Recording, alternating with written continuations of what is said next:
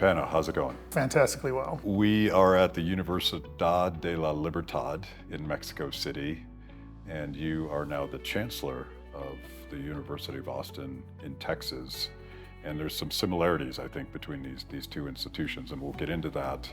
I want to introduce the University of Austin to people that don't know what you guys have been up to the last, how long has it been now, 3 years? We started in 2021, so 4.5 years at this point, sort of the process of starting the university.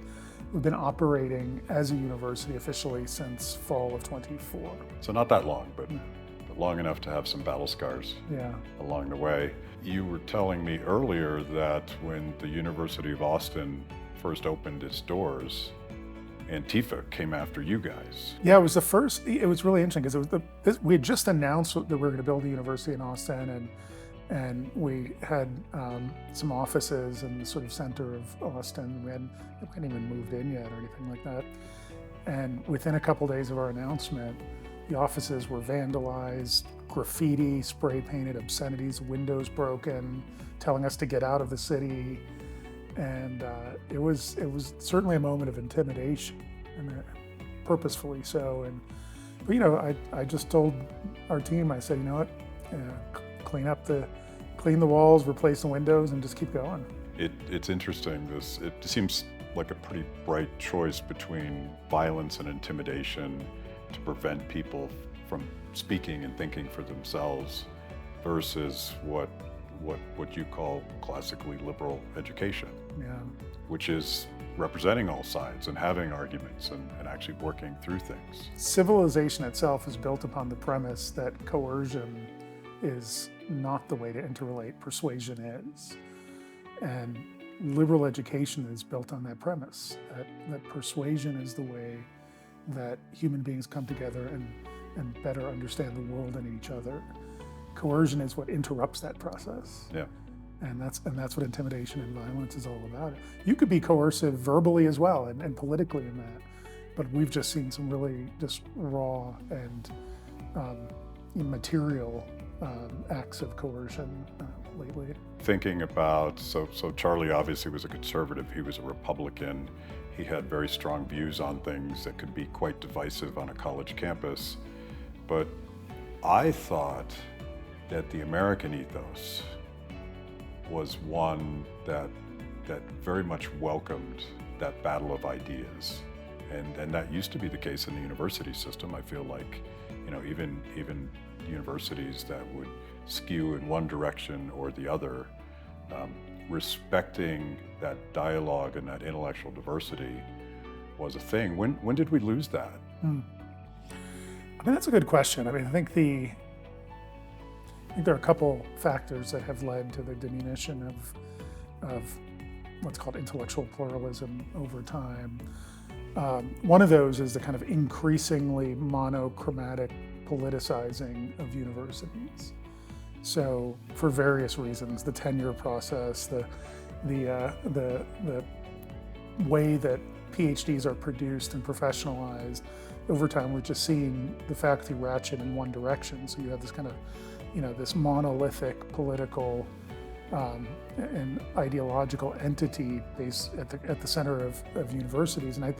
And I will say, I don't think that most faculty are there to proselytize or be political.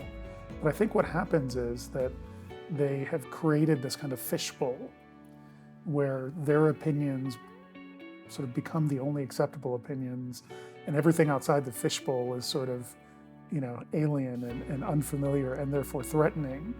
And that fishbowl is what the university has become over time. So I think it's partially that. I think it's also the fact that universities have become increasingly under pressure to just be job training institutions, so that the exchange of ideas isn't really that important. You know, the core purpose of a university should be the pursuit of truth, the pursuit of knowledge. If the purpose of the university just, you know, is the pursuit of a job at Goldman Sachs, then the exchange of ideas actually isn't that important in the scheme of things. When did that shift? When did it become a job training program? These things are hard to pinpoint. I will say you could probably track the intensity of that phenomenon to the increasing expense of attending a university. So as the price of university attendance rose and continues to rise precipitously, the expectation that there has to be something on the other end to pay for all this increases as well. So, you could probably produce a graph that would layer those two, trends on top of each other. I think that's probably right. At some point you have to run the ROI and say, can I afford to do this? Yeah, and if, and one of the things our universities don't do is they don't have variable pricing. So, you're going to pay the same in almost every case, whether you're going to be a social worker or you're going to be in finance. Well, when that price is really, really high, what's going to happen? People are going to drift towards those fields that they think might be more, capable of providing income over time, so they can pay back the loans that they took out in school. It warps the whole system. Yeah. As you say that, I probably should have gotten a discount as a philosophy minor and a major in Austrian economics, because the Austrians are not mainstream and accepted in the profession. So I should have gotten a discount.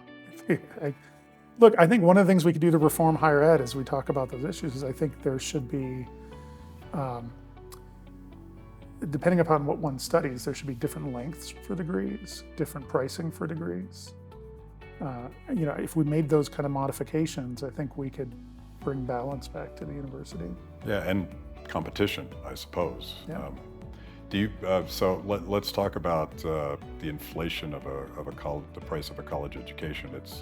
It's pretty dramatic, to the point where it's probably a barrier to entry for a lot of students that would benefit from a liberal arts education. Is it driven by all of the money that government puts into it, so that you get this natural ratchet effect? That's a common trope, right? That, this sort of the subsidized loans, the Pell Grants, and that have driven up the price. I think that's a part of it. The truth is, and this is kind of an inside baseball piece, those sky-high tuition, nobody pays that, right? There's this bizarre pricing system. Bill. Yeah. It's like a hospital bill. Yeah. And tuition set that high so that they have lots and lots of variable, flexible pricing points below that. And when you apply to a university, this is not public, because public has fixed pricing, but private universities, they have these elaborate matrices that say, okay, Matt got this on the SAT, he had a 3.0 on his GPA, pretty good student, his family makes this much money, and then they put it all into some, magic hat, and it spits out a number, and the number says, we think if we offered Matt a $30,000 discount, we can get him. But if you hadn't done quite as well on the SAT, maybe it would have been a $20,000 discount. And it's a really complex. There are consulting firms that do all this for these universities. It's really quite complex. So the pricing is mysterious, and I think that's a problem. It's not transparent. But when people think the price of college has gone really high, the actual amount that you pay to go to college hasn't risen as much as you'd think. So, for example, I'm going to anonymize schools because this is private information, but I know schools that when their tuition was $60,000 a year less tuition, the average net tuition that they actually collected per student was about $24,000. Yeah. So that's what the average student is paying, not 60. So it's complicated. Yeah. Yeah. And so how does government money fit into that? I'm not sure, but. So that's one piece of it. The other reason, a material reason the price is going up, is the expansion of administration. And I'm certainly not original in saying that, but it's just true. You have places that have more administrators than students now, and where faculty has not really risen, the administration has sort of metastasized, and that's because we treat universities now as like all-inclusive luxury resorts, right? You go there and you expect to have everything: entertainment, physical fitness. There's going to be somebody clipping the bushes. You've got to have, a laundry service, a police force. It's like when you're a college president, you're not president of a college. You're like the mayor of a small town, and all of that does cost quite a lot of money. But the schools that don't have that aren't as competitive on the market. because when somebody goes around, when families go around, and I just did this last year with my daughter, we did college tours, family goes around, what are they actually looking at? The sushi bar, the workout facility. Nobody asks about the actual curriculum. They don't ask. And so the schools play to that market. So I think the consumers, if you want to call them that, are also part of the problem. Interesting. So you're entering this marketplace with a very different product then, because I don't know if the University of Austin has a nice sushi bar, but No. that's not. There's a Chick-fil-A across the street. Chick-fil-A. Now, that might actually be better, I'll be honest, but you're making a very different value proposition, and in some ways sort of an ancient proposition. There was this time when you went to school to expand your mind and learn about things you don't know, and ultimately just learn how to think. Yeah. Is that, I'm characterizing your pitch, but what is the pitch? I mean, that is the pitch, that the core purpose of a university is the fearless pursuit of truth, and that the experience of young people at university should be to engage in the scrum of the battle of ideas in pursuit of truth. And what does that mean? It means you have to have classrooms that are open to true debate, where every opinion can be heard. The way I put it is, every opinion must be heard, but every opinion must also be backed up by evidence. So you don't get to just say something. You have to explain why you've said what you said, why you believe, so that others can evaluate the claims you're making. So you have to create an environment where ideas are really contested. You have to create an academic experience that's really rigorous. The studies today show that most university students are spending less than 3 hours a week studying outside of class. What are they doing? Oh, they're at the workout facilities, and we went to one school that had a tanning beach. They created an artificial beach in their campus for tanning. I'm just sidebar. That's how bad. That's pretty blatant. Yeah. So you have to make sure that the education is really, really rigorous. Students at University of Austin in freshman year, our intellectual foundations program, which is our core program, they're reading like 500 pages a week. They have to be in class. They're not allowed to be on devices. No devices in class. We tell them they can bring the original handheld device. It's called a book. Yeah. They are responsible for participating in a civil way. And then we hold them accountable. We have no grade inflation. Every faculty member has to grade on a kind of prescribed curve to make sure that grades are distributed according to effort and merit. And what you create is this kind of intellectual boot camp. And the students love it because they feel like they're utilizing their time at university for the right reason. Do you find, and you may not know the answer to this, but do you find that parents are seeking out the University of Austin, or is it the students themselves that are looking for something radically different? That's a great question. I think in the first class, so we just started our second year, our second class, so now we have freshmen and sophomores. So that very first class, I think quite a lot of the initiation within families came from parents because of a lot of people that were involved with the project. So we had, Barry Weiss and Neil Ferguson and sort of public figures that parents were more likely to encounter than 17, 18-year-olds, and they would sort of read about something in the free press and then pass it on to their daughter, their son. In fact, I think in our sort of first group of families, I think the parents were often more evangelical than the students, about just excited. But now I think we're seeing, now that we've been out, we've been public for a long period of time, and more young people have heard about us. The inquiries, I think, are coming more from the students themselves. Even though your model is classic, the creation of the university was in many ways a reaction to speech censorship and sort of this monolithic, you must believe a certain thing in order to attend this university.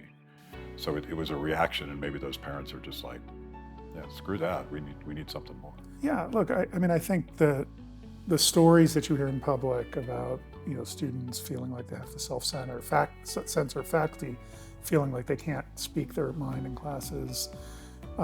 These stories are legion, and for parents who are paying attention, for parents who care, these things matter. So they really are looking for institutions that have a robust commitment to intellectual exchange and academic freedom. The public forum is making the case for us, and it was actually really rather, our timing couldn't be better, because these issues really were rising to a head at the very moment we were starting university. And maybe you can't answer this question, but have you had an instance where those ideals of open discourse and students allowed to engage teachers and teachers allowed to engage students, have you had to adjudicate some sort of breakdown? Not in the classroom that I'm aware of. Outside the classroom, maybe a little bit. I mean, we have some students who really want to push those boundaries, and when you're trying to create a community and you're kind of all packed into these dorms together, and that sometimes you have to sort of step back and say, okay, where are the limits of speech? Like, where does something go from being acceptable to being a First Amendment threat or something like that? And nothing. I wouldn't have like terrible or serious incidents, but so I think more in the kind of on the social side of things, we had to work on that kind of civil discourse building. But as far as I know, in the classroom, there's been none of that. Yeah, I mean, you have to build a culture that understands kind of how to govern itself in those conversations. Even these kids, these like young edgelord guys who are like out there. I mean, they're doing it. I mean, you can understand why they're pushing boundaries, because they feel like they've been held back. And here's an institution that says, hey, speak your mind. And they just want to do that. Like, they almost feel like they're obligated to do that. And that's okay. I mean, I have no problem with, I'm a free speech maximalist. I have no problem with pushing the boundaries, but there are outer edges somewhere. There is real harm. And figuring that out in a sensitive way is really what universities have to spend a lot of time doing, because what we've done is we've taken that notion of harm and we've just sort of let it bleed into everything. So harm is making me feel a little bit queasy, or and that's not right. Do you have little safe space zones? Yeah, there's no room with crayons and teddy bears to retreat to, or blankets. Blankets, yeah. You're entering this marketplace, and I view higher education in many ways. The thing that you guys are reacting to is kind of a cartel, and one of the challenges you face is accreditation. And what is your status right now? You're accredited in the state of Texas? Not exactly. It's a complex process, yes. And I'll take issue with one thing that you said. You said that it's kind of a cartel. It is a cartel. Like, it is as anti-competitive as an environment. A guild, yes. It's a guild. Yeah. There's sort of two steps you have to take as a university. The first is that you have to be authorized by the state you're in to be a degree granting institution, and that's a pretty complex process. We went through that process. We jumped on that right from the beginning. By fall of 23, we were now a university in the state of Texas, capable of granting degrees. Accreditation is like bond rating. It's a way to assess, whether or not an organization or institution is living up to standards. So you can't become accredited until you're actually operating as a university. So you get the permission to operate by your state, and then these they're national and orientation accreditors then allow you to apply for accreditation.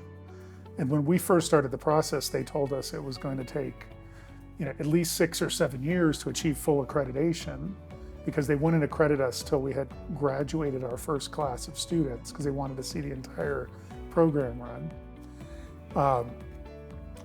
And that in and of itself is probably the greatest hurdle that new schools face, because now you have to go to market and you have to attract students, and the students have innumerable options out there in other institutions, and they look at you and they say, well, you're not accredited, and they're not even sure that you're going to be accredited because nothing's guaranteed, yet they're putting their entire future in your hands.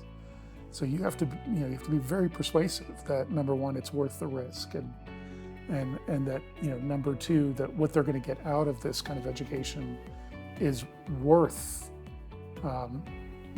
taking that step. So that, the accreditation process is really set up to deny new entrants the ability to compete against existing institutions. To start, until you're fully accredited, you have no access to any federal money. So your students can't take out federal student loans. They won't get Pell Grants or grants like that. Why is that important? Well, if you can't take out a federal student loan, you're going to go to a bank and you're going to say, I need a student loan because I'm going to college, and the bank's going to say that college isn't accredited. Well, we're not going to give you a loan to go there, and you're kind of you're stuck in this rabbit hole. So it becomes the financial challenge becomes extreme, and then the accreditation process is also designed to make universities as uniform as possible in what they deliver. They said, here's our standards, and to be accredited, you have to meet these standards, and everything kind of, just the aperture of possibility narrows and narrows.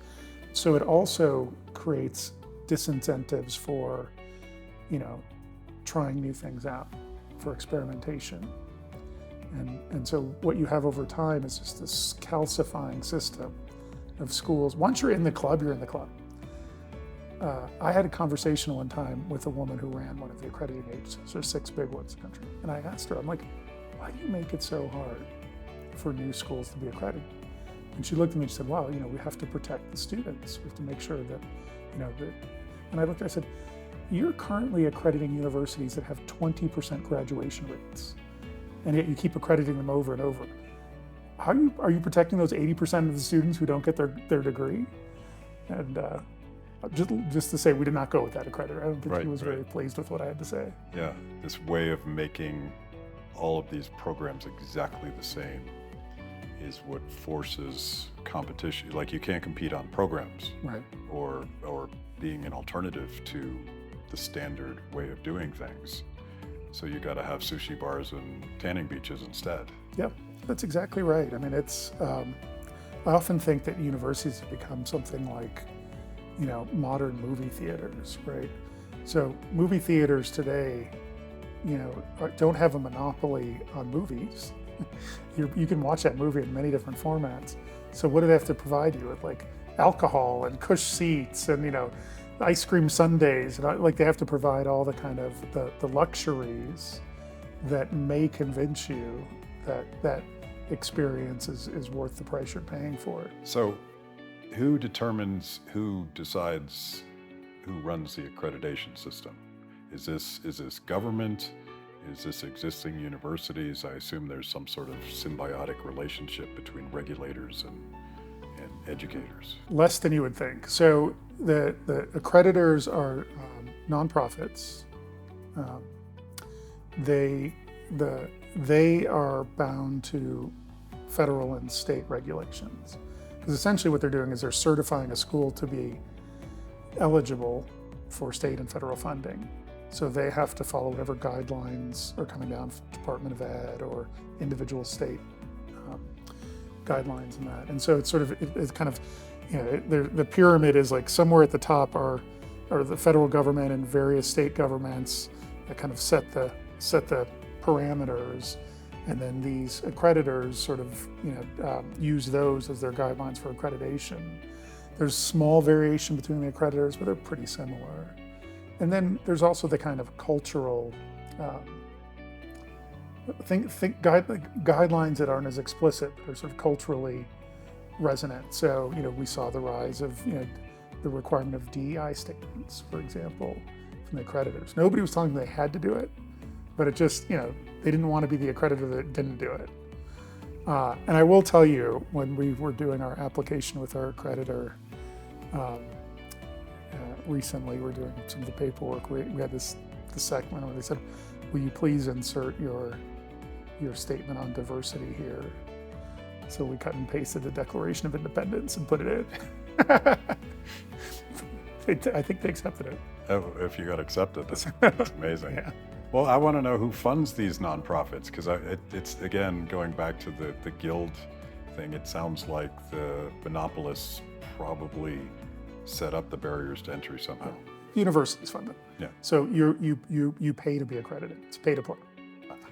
So, and that's why and how do they, even though they're nonprofit, every organization wants to maximize its revenue, which means maximize its customer base. And because there's several of these accreditors, they're competing against each other, so they don't want to lose customers. So once the school's accredited, you pay your fees to continue. Because accreditation, by the way, is not a one-time thing. It's every 7 or so years you're on a cycle. You have to be reaccredited over and over again. So those, it's not like you get in the door and then you're kind of like, okay, we can do whatever we want now. No, you're going to go back to the accreditors in a few years, and they're going to take out the checklist and make sure you're following all the rules and coloring between the lines and all that. It's very archaic because everything I know about this is what Grok told me this morning when I grokked you guys. But there's state-based accreditation, and then there's regional accreditation, and is there national accreditation? Well, the regional is really national because the nation used to be divided into 6 regions, and so each regional accreditor was like at the national level. Now we still call them regional accreditors, but the first Trump administration actually deregulated it so that you could use any of the 6 no matter where you were located. But there are state accreditors, authorizers. There are also accrediting organizations for particular professions, law, medicine, engineering, nursing, et cetera. You have to do a separate accreditation for those. We're here in Mexico City, and I've heard some of these guys talking about a global accreditation system that sounds pretty disruptive. Are you free to talk about this? I will talk about this, since I'm one of those guys. So there's under development now something called the Global Accreditation Project, which is the easiest way to think about it is it's like the Bitcoin of accreditation, creating an independent accreditor that is an accreditor that is not tied to any particular federal regulator or state regulator that is global. In which the member institutions come together and set the guidelines for accreditation based upon not, whatever a federal government says, but what the schools determine mutually signs of excellence should be. So it's an accreditor that's going to be looking at outcomes, going to be looking at merit, that's going to be looking at, excellence, as opposed to box checking a whole bunch of things as whether or not you have the DEI statement and that. But I think that the most dynamic thing about this is that the schools that are coming together across the globe to shape and form this accreditor are vastly different from each other. And so one of the features of the accreditor is going to be it's going to encourage experimentation, encourage dynamism, and make sure that that when you're building a new institution, if you have a model that's outside the box, that is not prohibitive. That's a feature that will be taken into account when we're accredited. So it's meant to be independent. It's meant to be fast-moving, low cost, and then a kind of coalition of the willing, sort of setting the guidelines. It strikes me that something has to give, something like that has to happen, because the alternative to the system, the education industrial complex, which is overpriced and underperforming and focusing on sushi bars and tanning beaches, the alternative to that is the internet. And you can self-educate, I make up this word, you can self-curriculate. And my hero from the lyricist from the Grateful Dead, maybe you've never heard of this guy, John Perry Barlow. He was one of these internet optimists. He was kind of a libertarian techno-optimist. He used to talk about the right to know, and he said that the internet could potentially create an environment where someone in the uplands of Mali with the intellectual capacity and access to the internet could compete with someone in downtown Manhattan. And they could do it by themselves. So the pressure on institutions like yours is, how do you add value in an environment where I could go watch the best professor in nuclear physics on a YouTube video or TED Talk or something? No, I think that's exactly right. I mean, Look, the legacy institutions are failing. There's a university a week closing in the United States right now. It's partially because of some of it's demographic, some of it's because of the expense of delivering higher ed, but it's mostly because they're just not prepared for what's happening. When in the early 20th century, what we think of as the modern American university, at the end of the 19th century, 20th century, that's when it was born, when we adopted from Germany the research model.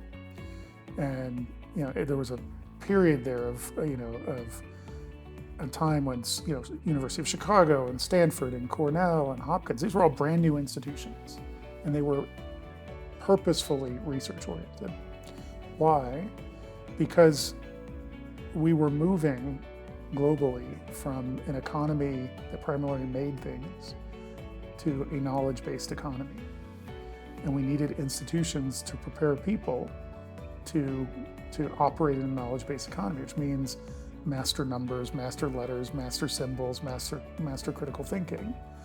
And because we did this so well in the US dominated that economy for over a century. Well, things are changing because we don't need human beings to be grinding out the numbers right now. We don't need human beings to be doing the kind of basic, knowledge level grunt work. And we're discovering what we do need human beings to be doing. It's still kind of misty, to be honest with you, but it's the institutions that are taking that seriously and have the capacity and flexibility to shape themselves around this new turning in higher education. Those are the ones that are going to lead the way. And this is a moment, I think, where we're going to see tremendous number of new institutions forming. I mean, we're in one right now. It gets back to your early point about, like, if you're going to college to get training to do job X, and maybe that job was coding. Learning to code used to be a lucrative business path. Yeah, like 3 years ago, yeah. by the way. Not like a long time This is how quickly it's happening. Right. And now all those guys are going to be obsolete unless they know how to think critically. They know how to think their way out of a problem, and they understand the systems and they understand how to code, but they're not needed as coders. They're needed as strategic thinkers. What is emerging is exactly that. That what we need are not people who have particular areas of expertise or particular fields of knowledge, because Grok can tell you everything you need to know in the morning when you're having your coffee, but who know how to ask the questions that need to be asked. And this is where I'm a little skeptical about being self-educated on the internet, because the internet's great for kind of skimming things and absorbing things and collating things and handing them to you. But if you don't know how to ask the right questions, if you don't know where to take that knowledge, then all you're really doing is kind of vacuuming up data and facts, but you're not converting it into into something that makes you into a kind of more developed logos-based creature. Yeah, I've learned this just by monkeying around with Grok, asking the right question, and more importantly, the follow-up question, and challenging the robots and saying, I'm not sure you're right on that. You can actually get to some pretty useful functionality, but you have to be able to think for yourself. You have to be steps ahead of the robots. Yeah. And if you're not, and I mean, that's really, if you asked me to describe what universities need to achieve in the next, in this next era, it's to keep us a few steps ahead of the robot. Yeah. So that we're leading the way and they're not. Right. Because I think an important thing that we need to consider as universities, as educators, is we now have all knowledge, all information available, on the touch of a button, or by asking a question. These chat GPTs, these Groks and that are really great at sort of emitting data, emitting knowledge, like sort of sending it out. What's most important in the future, though, is what we put in on the other end. What are we feeding these systems? How are we feeding them? How are we making them into tools that then can benefit us.